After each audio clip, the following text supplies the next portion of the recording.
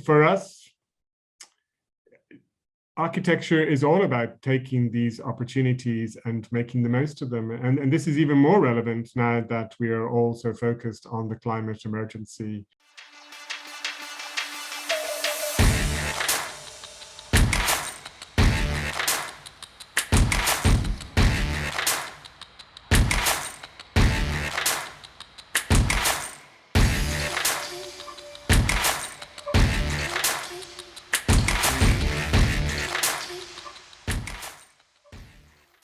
So we were the first to be appointed. We were appointed in early 2013, and we had a brief that asked for us to design a stadium, a football stadium in Al Wakrah that would be able to play football at 3 o'clock in July. So and this was actually the brief for the first couple of years. It wasn't until much later when UEFA and FIFA agreed that the client could relax on this and actually think about playing football, hosting football for the World Cup in the winter. But in the formative design stages, we were very much being asked to be able to try and deliver this. And this was extremely difficult and challenging because it wasn't just, okay, play football at 3 o'clock in July when the temperatures can be 45 to 50 degrees Celsius with high humidity. They also wanted the oculus. So they wanted the opening over the pitch to be open so that you could see the sky, so that the players were playing in a kind of traditional football environment. Regardless of the tournament shifting, the principles were there from the beginning that this should be a sustainable stadium, even though it would have bull cooling, and even though it would try to play football in those types of conditions. So for us, it was really looking at it from a passive design point of view first. I mean, how much can the shell, the enclosure to the stadium protect the seating bowl, the field of play? How can it create safe and comfortable conditions for the athletes, the footballers, and the spectators?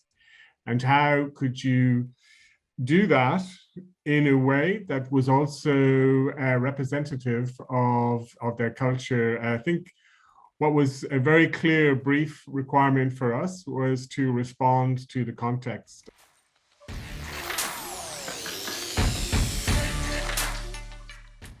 They gave us a cue. So they said this stadium will be in Al Wakrah, which is an ancient port for Qatar. It has a long history of being a port, and a particular fishing vessel or a sea vessel called the dhow should be a reference that you look at and think about. So we did a lot of thinking about how you could take something that's actually relatively small, made of timber with sails, so a very old-fashioned boat, and how you could credibly take references from that and transform it into quite a large object, which is a football stadium. Initially and throughout, this wasn't just about the design of the stadium, it was to be a new precinct on the periphery of Al Wakrah, and that the precinct would have a school, a mosque, various other community activities, buildings.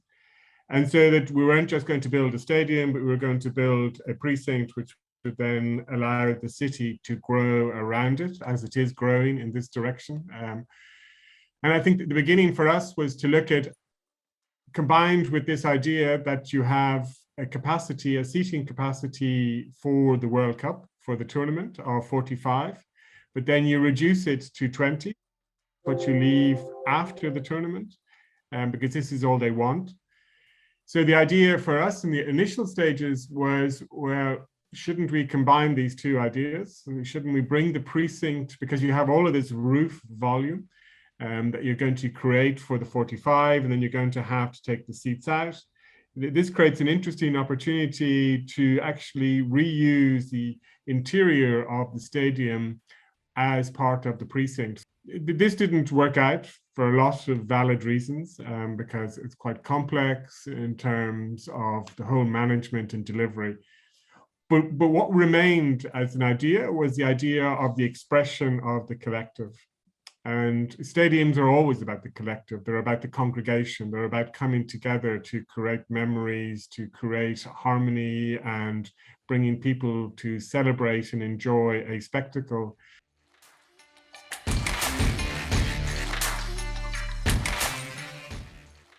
In a lot of the traditional architecture of Qatar, such as the Grand Mosque, you see the mosque is not a singular dome, like you might have in Christian architecture, but it is multiple domes. It's and that makes the amalgamation of the domes together creates the overall building.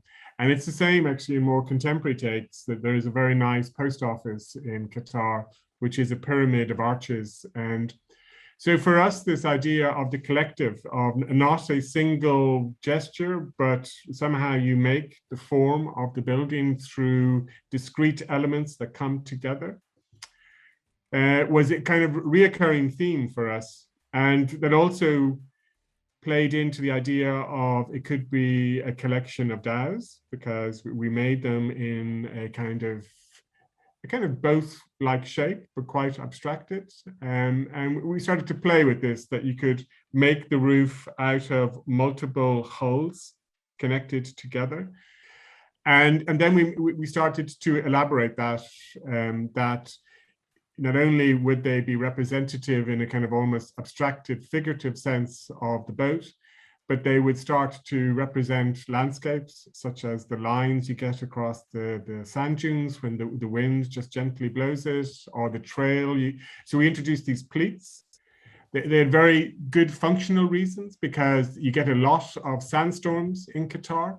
And the pleating helps break down the volume. It gives a more humane scale. It starts to deal with the sand that builds up on the surfaces. You don't have these vast expanses of flat surface where you then will see this sand mass. So it starts to give it a texture and a richness from the outside, and a multiplicity, that it could be something that comes from the landscape, or it could be a shell form, or it could be the collective of the dhows. And then we went to the interior, and of course all of this is creating this a very protective external enclosure that tries to keep as much of the sun, and it's an insulated enclosure, which is, it's more similar to the stadiums that you build in North America in places like Texas, or that we build in Europe in places like Sweden. So where we have harsh climates, either too cold or too warm, we have been looking at these types of stadiums for decades. So it's not unusual what the Qataris were asking to do. It's what the North Americans have been doing for decades.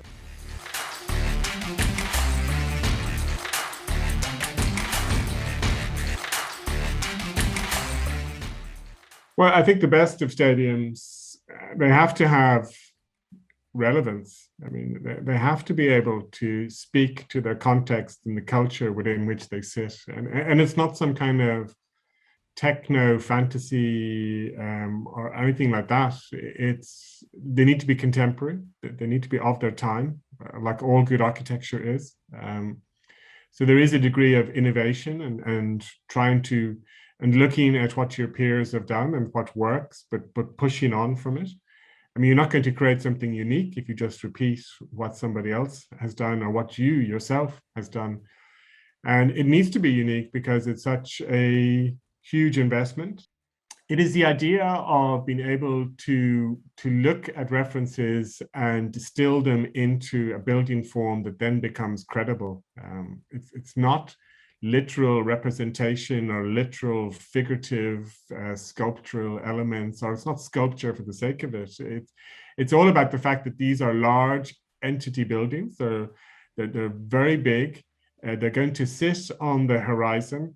and they need to be loved and adopted by the locals. So they need to be good, and they need to be even better than good. There is a danger with stadiums that they become generic, because the rule book, the guidelines by which they are laid out are pretty much the same now across the world. If you want to have these types of tournament, there's FIFA guidelines, there's other guidelines, everybody's working to them. They're all looking at the same type of business model, the same type of operational model, and it has to do that. But it also has to be unique and have a flavor and a soul. And I think the soul is the difficult part always, to find that, to create something that's going to speak beyond just the function and really appeal to people on an emotional level.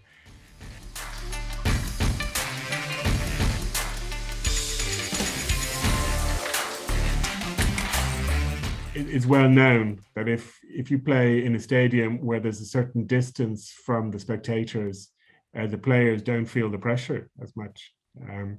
And the whole idea is to create a cauldron, is to create intensity, is to, and particularly for World Cups, because there's nobody, apart from the Qataris, nobody has home advantage. So each stadium needs to instantly be taken over and instantly needs to have an atmosphere. So you need to ensure that the connection between the players and the spectators is very direct, and that excuse me. So that's really important, that you design the seating bowl where the spectators sit in a way that they all have excellent sight lines, that they all see each other, that they all feel part of this collective, and they all feel like they're almost sitting on top. We personally like vertical bowls where the players really feel, when they look up, that the spectators are towering over them and shouting at them and shouting them on or shouting them down or whatever. But this is sport, it's competitive sport, and it should feel intense. And these are elite football players, the best of the best. So they are well able to deal with this, and this is what you want to create in World Cups. You want to, and you need to do it instantly.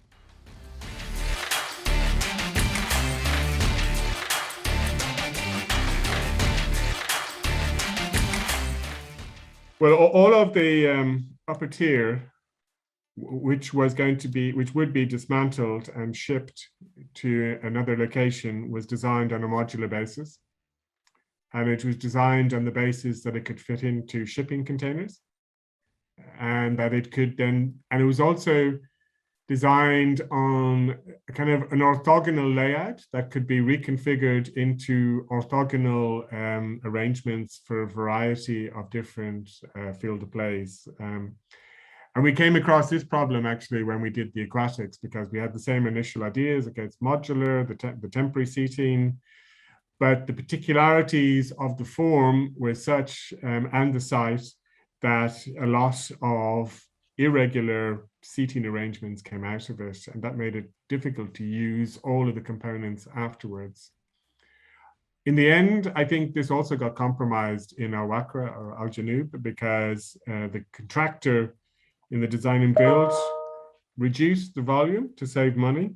So it compressed the space between the temporary seating and the volume. And I think that has meant, and I'm sure it's meant, that you've had a less modular approach in places, and you've had to create more bespoke seating arrangement.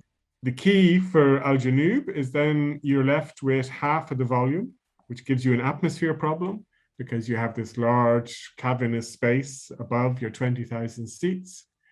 And we did some studies that you could put a school in there, you could have a hotel in there. So I don't know what they plan to do, but I would hope that they plan to do something within that space, and so that and this will kind of take it full circle for us to where we started with the precinct and the idea of the community uses.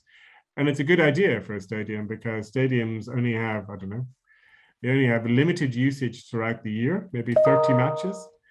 Which is nothing out of the year. So having something else in there that brings the community in and allows them to use the concourse, becomes part of a kind of covered public realm, is good for the health and the connectivity of the building to its adjacent community.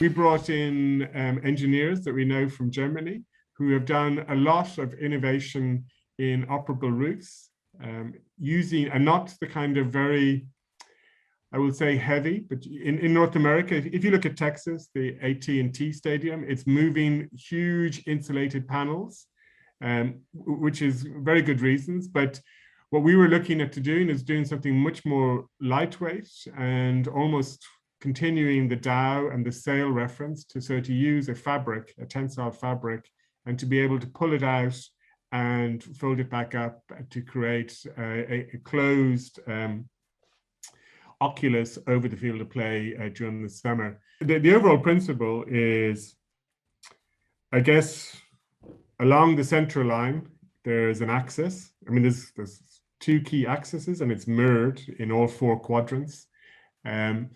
But we broke up the roof into, on each of the long sides, into a shape like that. And then we did these smaller shapes. And then as it tips down with the cyber bowl, you see those smaller shapes in the larger shape. And then we pleated each one of those. So each one of those represents a dhow. That could be one interpretation, or a person or a group, but that's the other collective representation. And they were expressed internally with the structure, so that the primary, the superstructure, which is doing the long span over the the seating bowl, whatever it is, 150 meters plus, is a steel truss, a triangular truss, and it goes from one end, from the south to the north, like that, both sides. And then it intersects with another one that kind of does that, and it's get picked up at the facade. And then it has a ring beam. And this is all in steel, tubular steel, triangular. And it sits on the north and south on these quite nice, expressive columns, which take it down to the foundations. So it sits on 6 points, really. Interestingly, because of these shell forms, they left us this space over the oculus. It's a kind of triangular space at either end. And this naturally became the housing for when the roof is retracted, it's parked in these triangles. So it fitted in very nicely. And then we have cables from those housing positions to a central truss that sits over the center line of the pitch. So I think when it's open, you can see the cables and the truss, and then when it's closed, it's actually very nice the way it unfolds, and the pleating is continued, so it's not a flat fabric, but it's a pleated fabric.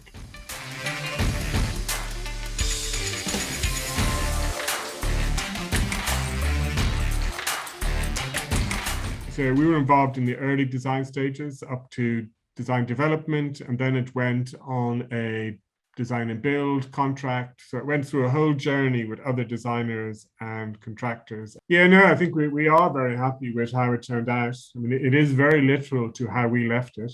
So in that respect, it's been immensely respectful of what the contractors and other architects did to deliver it, particularly the pleating and the level of detail in the external envelope, which, was definitely something you would fear could be simplified and then destroyed through that simplification. So this is very representative of what we designed. So when we were involved, we drew every single panel for this envelope. We designed every single joint. And even though they shrunk it, they've kept to the panelization that we designed. And I think we really appreciated that respect that they gave to the work that we put into that, because it's important. I mean, this is what architecture comes down to. It comes down to the execution. It comes down to the materiality, how to convince. It's not just the large gesture. It's as you get closer and closer to it, it needs to keep convincing. So yeah, some things work when you're half a mile away, but as you come close to them and you see how cheap they are or how badly constructed they are, you lose faith in it. And you don't need to be a professional. A layperson understands this immediately. I mean, everybody understands this. They may not be able to express it, and they may not know what they're looking at, but they know that something's gone wrong here, and it's just not the same. So I think Al Wakrah, or the Al Janoub Stadium, has that. As you come closer and closer to it, you can see the finesse and the quality in the cladding. And this communicates. I mean, it communicates that somebody cared, and it communicates that the client cares, and that it communicates that they want this to go on beyond the tournament, and that this to have a value, and that this investment will continue to be something of importance to the people of Al Wakrah.